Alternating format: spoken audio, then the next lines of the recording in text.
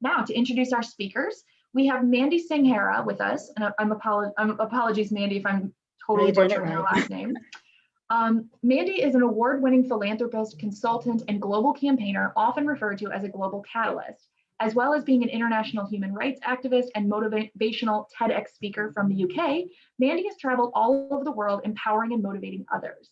In the last 30 years, Mandy has been driving innovation, building strategic partnerships, promoting advocacy and programming in the areas of human rights, gender equality, accountability, and social justice on a global scale. Mandy is an advisor for UNESCO in partnership with the Mahatma Gandhi Institute of Education for their Peace and Sustainable Development Global Campaign. So welcome, Mandy. Thank you. It's great to be back. Mandy is going to join in conversation with Wendy Walker, who is one of Power to Fly's own enterprise customer success managers. Wendy supports our partners as they work towards diversity, equity, and inclusion goals. Originally from Tennessee, for the past decade, she has called Cordoba, Argentina, her home. Her background in law and passion for helping people inform her work. And in her free time, she loves hiking and mountain biking. She's currently training to climb Mount Aconcagua. I'm so sorry, y'all, that was horrible. Which is the highest peak in both North and South America. So welcome to you both. I will turn the floor over to you. Thank you. Thank you, Mandy. Thank you so much for being with us today. So we'd really love to begin the conversation learning a bit more about you and really your amazing career.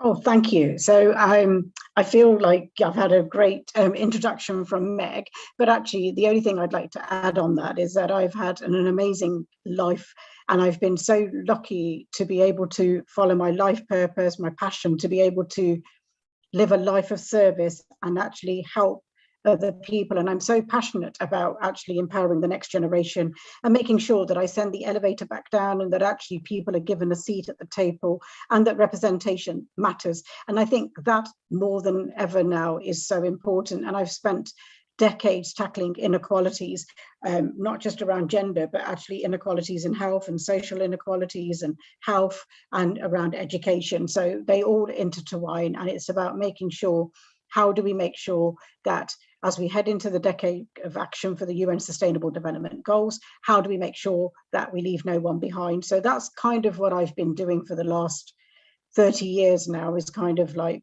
become a global campaigner, and I've just been incredibly blessed. Yeah, that's amazing that you said you've gotten to, throughout your career, really pursue your passion. For the young people that are listening in today, what was that initial inspiration that inspired you down the path of being a human rights activist and a philanthropist?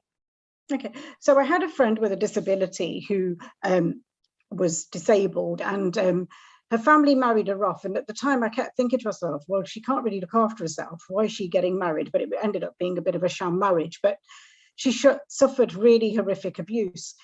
And I stood up for her. I started to speak up for her. And people in my own community were saying, look, it's none of your business. You don't get involved. And as we're coming through a pandemic right now, COVID, as you're aware of, there has been a shadow pandemic. And the shadow pandemic is around mental health. And then there's another pandemic, which is around domestic violence, that has seen an increase around the world where people have been left at home with their perpetrators. But actually, so 32 years ago, when I was a lot younger, I started campaigning and started calling out my own community from the South Asian community to say, look, this is not acceptable. We can't do this. And I've been here. I've been one of the founders of the UK Forced Marriage Unit. I've spent, over 3 decades traveling around the world tackling early child forced marriage, something that I'm so passionate about, making sure that girls are educated, that actually young people are given opportunities and the life chances to live a life with the full potential. Because I kind of fell into what I call my dharma, which is my life purpose and a life for service. And when I was in my early 20s, I was diagnosed with cancer, and I think it gives you a really good opportunity to reevaluate your life. I, had some horrific health conditions, but I came through that. And I sort of realized that, hang on, my life has to matter more than just this. I need to now look at, why am I here? Why have I been given a second chance? And how can I give back? And that's where I have been for the last 30 odd years, campaigning and making a real impact and living a life of service. I love that. That's amazing. Thank you. You touched on shadow pandemics, which is so true. This is not only a health pandemic related to a virus. I'd love to turn now and focus a bit on the topic of our conversation today, the digital divide and the pandemic. So just to start out and give our audience a baseline, how would you define the digital divide? So, I mean, you know, one of the things that I had taken for granted in the UK, because actually I have, you know, this fiber internet thing that's supposed to be the top of the range, and it's the high speed and everything else. And I have a smartphone, I have a great app, and I have a great laptop or two, and I have all this equipment. But then actually, as I'm sort of sitting at my home through the pandemic, I'm doing events and I'm trying to invite people, and people are saying to me, Mandy, I can't join you because I don't have enough data.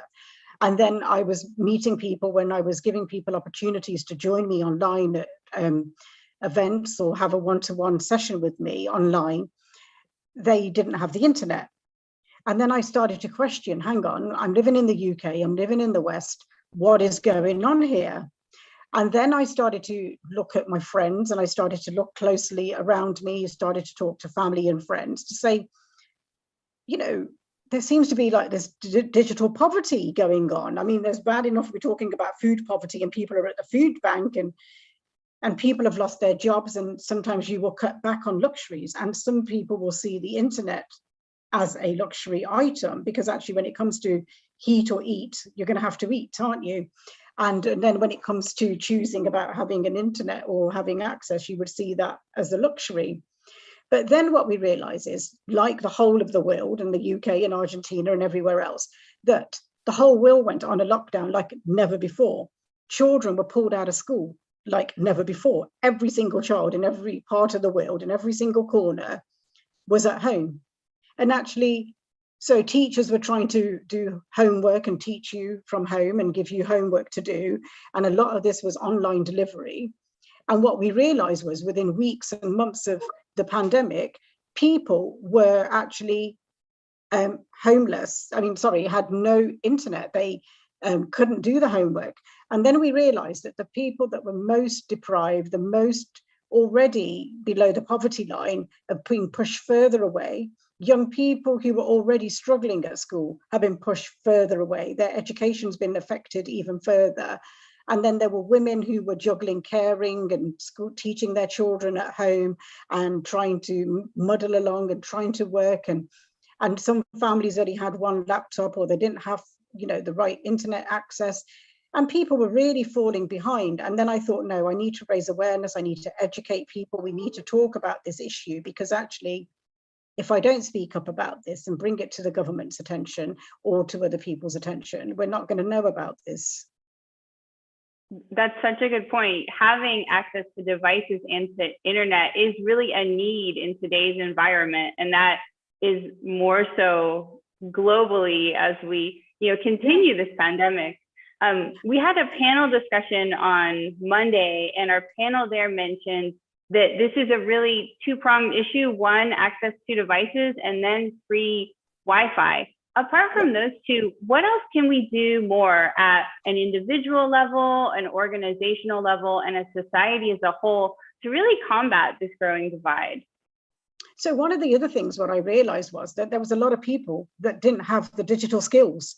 So some people may have the monetary financial to be able to buy equipment or buy the internet, but actually some of the older people, or people with disabilities, or people from different ethnic backgrounds and newly arrived communities, wouldn't know how to use the technology. We take that for granted. We actually think that everyone knows how to use a smartphone, everyone knows how to use a tablet, or everyone knows how to start a laptop. I mean, I can use a laptop and I can Google and I can do things, I can do PowerPoints, but I can't, I'm terrible on Excel spreadsheets. But what I'm trying to show you, that there is, so there's been a lot of things where we've had to upskill people, because actually the bank shut down, the shop shut down, everything went online. We had to do all our banking online. And, so people were really cautious. They were very worried. So there's been a lot of people. So it's not just about the actual items, but actually upskilling people, because people don't have the knowledge, they don't have the skills, and they've not had the education around tech. I mean, when I was at school, we had something called a QWERTY keyboard. You didn't even have an electric computer or anything. So, to me, like when I think about how fast and how far we've come, is really shocking in a good way. No, I love that point about training and upskilling. It's more than just having access to a device and being connected. It's knowing what to do with that device. And, that point about banking, I've even seen vaccine sign up being online. And so let's say an elderly person has never been online before. How do they sign up for the very cure that they need? Yeah. And one of the other things what I have realized is that, there were people who don't trust the internet. They're worried about giving away their data. And whereas sometimes young people are so busy, keen to take on any app, and they just click, click, click and accept everything, and not realizing that actually they're giving away so much of their data to big companies, and not realizing, because you want the latest app, you want to download the latest music, and it always gives you this option about accept. And people don't think about actually how to stay safe online. So actually, again, there's been a lot of work about trying to keep people safe. And also because of the work that I do around violence against women, and some of the countries like India and Pakistan, families were not allowing their daughters to have access to the internet, have access to a smartphone, because they were worried about their daughters becoming too westernized, or chatting to other people, or be befriending, or getting a boyfriend. So, there's a lot of cultural things that were going on. And so I think that we have to look at this as a bigger thing about making sure that, internet is here to stay, AI and tech and everything else. And we've got to make sure that, people stay safe, that everyone has access to it, and that we are giving opportunities to people that need it the most, and that we educate and make sure that no one is left behind. And also that, companies have a responsibility as well. They have especially when an older person, who may have banked all their life and have kept money at home under a mattress, they haven't always wanted to go to a bank and stuff like that. So it's very scary. I mean, I brought my mum a phone, and she's like, oh, I don't really want to use this. I need one with just a keyboard. And I was like, Mum, but you could do all these things on it. She was like, no. And I had to take the phone back and buy her a slightly sort of an old Nokia kind of a phone, because like she just would not get involved with that. But for me, it was about like, if you need help, you need to be able to ask for help. And, so I think that we need to look at how we, as companies, have a corporate responsibility. So, when you think about all these companies, so like when we went on a lockdown, all these companies got rid of their old IT equipment, their old phones, and they were kind of upskilling and buying the latest equipment because all their staff were working from home, and they were getting all this new up-to-date equipment. So what I said to companies was that, look, why don't you upcycle some of those tablets and these computers and these phones that you have, wipe away the data, clean up the hard drive, take away everything confidential off that, but actually give it to somebody that's in need, who would need that. So I think that there are companies, like Dell and Microsoft and everybody else that, will give away laptops and things like that. But again, I think locally, think about it, because actually when I look at myself, I have like 2 old iPhones. So this year I gave away to a couple of friends who needed them. Their children didn't have phones. So it was like just trying to give them that. And then I have a plan where you can actually pay forward your data, because I don't always use my data because I have Wi-Fi at home, that I don't need to use it. So what I was doing was actually with friends and family is actually saying, well, actually, I've got this unlimited data. I don't need to use it. Why don't I give you 10 gigs? At least that keeps you going. You can do your homework. You're not going to be affected, and you're not going to be left behind. They did try, they played games with it, and they ran it over quite quickly. But again, it's trying to teach them that, this is given to you for this particular reason. But I'm just trying to show you that we can do small things. It's not always about the big things. It's the little things that matter as well. That's a really good point. And that's so true. If you think of a typical family with 2 or 3 children in the home trying to do school from, a cell phone connection as opposed to in-home Wi-Fi, you run through that data plan really fast. I love how you touched on kind of what companies can do to really help prevent this digital divide, whether that's donating devices or kind of upskilling their users that, before they went to the brick and mortar location, but now they've got to log into their home banking to access their account. Anything else on your radar in terms of what organizations can do here to make a change? Yeah, and I think, like companies have a responsibility. So, I mean, I was watching the news this morning and, there's a lot of scams and there's a lot of fish in things that go on. There's a lot of like things that always seem too good to be true. So like they'll come in and they'll say, oh, you've won a free Amazon voucher or you've won this, and people don't realize how to stay safe or how to access different things. So I think it's really important that we look at actually trying to stay safe online, because actually when children are not at school and we are sending our children upstairs and we'll say, well, go and play Fortnite for an hour or two, or go and play a particular game, or go and play on your PlayStation, or go and play, on the Nintendo Switch, or whatever it might be, that we're not looking at the dangers. We're not looking at what our children are clicking and who they're chatting to on the dark web. Children are walking in by playing a game, being groomed, being befriended, and we have a responsibility to talk to our children about staying safe online. And when I talk to young people, they'll say, well, I put it on Snapchat and it was only on for 5 minutes and it's gone. And I said, but where do you think it's gone? And they were like, oh, it's gone. And I said, but it's gone into a cloud. So when you're sending pictures pouting, or you're sending pictures of yourself, that you don't really want to be seen and you think you're sending them to somebody, please learn to stay safe online. So I think that there's some things to do that. It's about showing people, when a scam comes in. So like the new one in the UK right now is you're getting text messages on your phone to say, oh, we're sorry, you've missed a delivery, but you have to pay £2 for this parcel to be redelivered. And it's taking you, and it's like wiping out people's bank accounts. So it's about trying to educate people. But again, where my concerns are, if you're vulnerable or you're not very tech savvy, you click that, you kind of think, oh my God, I'm going to get this parcel, or I'm having something, or something's happening. And people are just giving away their data, they're giving away their bank details, they're giving away so much information, they're giving away their passwords, their bank account details. So I think that we have a responsibility to show people that you've got to stay safe. Companies also have a responsibility to try and educate people and not send so much spam and junk mail to people, because actually when you're bombarded that, you miss stuff as well. So I think, again, we need to look at what else can we do to level that playing field, make sure that no one's left behind. We've seen women being left behind. So some families have got one laptop. Children are doing their homework first, then the husband's doing his homework. The woman's been running around all day trying to cook, clean, care, do the teaching and do everything else.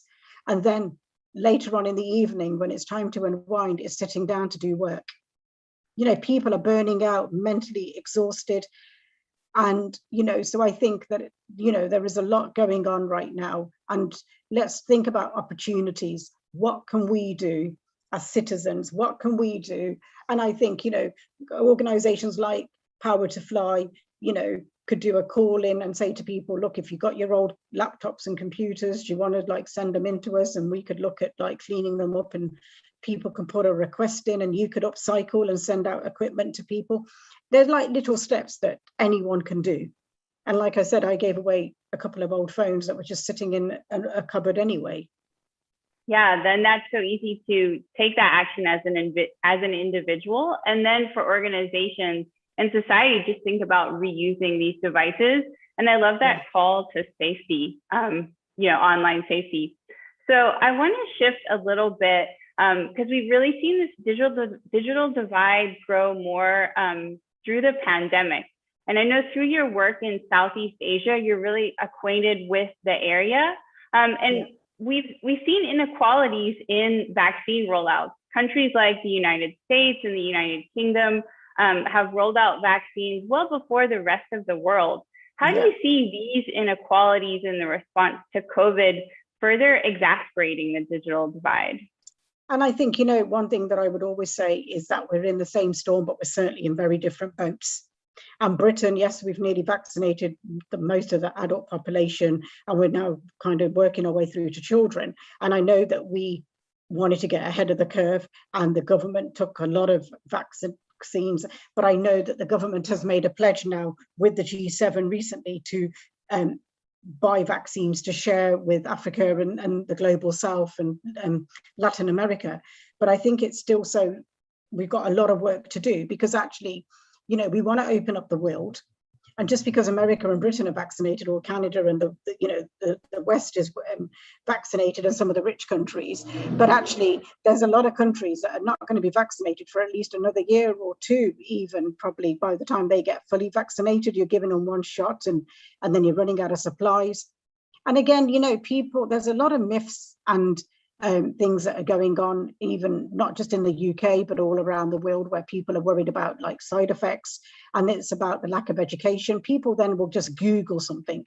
And, you know, Google is great to find things, because I Google and I look for things all the time. But sometimes I will not go to Google to look at symptoms, because actually, if I said I had a headache, I might be a bit dehydrated because I haven't drank a lot of water today. And if I said my patient, I'd be like, oh my God, I think I've got a brain tumor, because the symptoms that you're going to read on there, on any internet, you know, on the web. So I think that it's about trying to educate people to sort of like use a bit of common sense, look at like how we deal with things. And, you know, when you see this myths and all this information that is not accurate, you know, how do we educate people? Because there are people saying to me, look, I don't want to take this. And somebody's just raised a really important point about, you know, old cells are a great resource for people, for victims of domestic violence. And actually, you know, we've seen this in the UK, and I'll give you a really good example. So in India, a friend of mine, Kirti, who works on the ground, the wife only had an ordinary phone, but she had no credit and she had no data to make a call. So she used her husband's phone to call the police and ask for help for services. They ended up calling back on that phone. And, you know, and it, you know, made the situation a lot worse.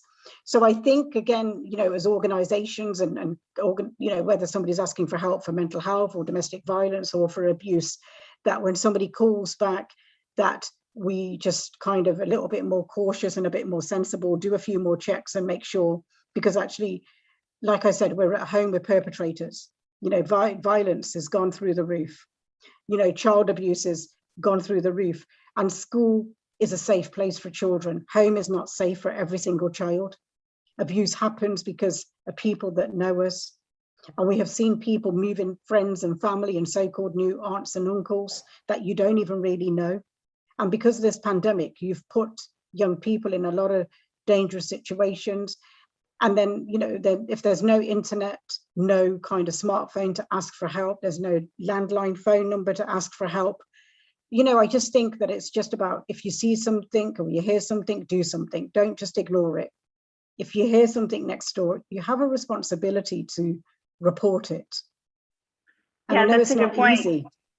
We've lost a lot of our community through all the lockdowns and restrictions we've had. So it's important to help, you know, women kind of build up those communities again, to know they have a safe place to go. Where can they turn to, whether that's a victim of domestic violence or a woman that is now working from home, you know, trying to teach her kids how to read, preparing all the meals. This pandemic has really placed a stress, particularly on women, throughout the last year and a half. So I want to give us some time, Mandy, to really learn a bit more about how we can support the work that you're doing. How can we help support the initiatives that you're part of? Okay, so one of the campaigns I'm currently involved in, and I would love people to get involved in, is called The Kindness Matters, with UNESCO and with the Mahatma Gandhi Institute for Peace. And what we're looking at is people showing acts of kindness. And one of the things that I have seen through this pandemic is that people have been incredibly kind. We have seen the best of people. We've seen the worst of people, when people are hoarding and emptying out every single shelf in the store. But then we're seeing the other side, where people are like helping the neighbors and filling up food banks and volunteering their time and helping people. So I would say, you know, there's a great campaign going on right now, and it's called #KindnessMatters. And if somebody has done something kind to you, or you know somebody who's an unsung hero, you know, give them a shout out and call out that act of kindness. So that's one of the things I'm working on. I'm also working on sort of like ideathons and hackathons, engaging with the next generation, getting young people involved in hack and tech and AI to look at using it for social good, looking at how do we make sure that young people across the globe, not just in America and England, who are privileged, who have an education, you know, but actually children in Palestine, in Afghanistan, in Syria, and all those other countries where children are really keen to learn, that those children are also given opportunities.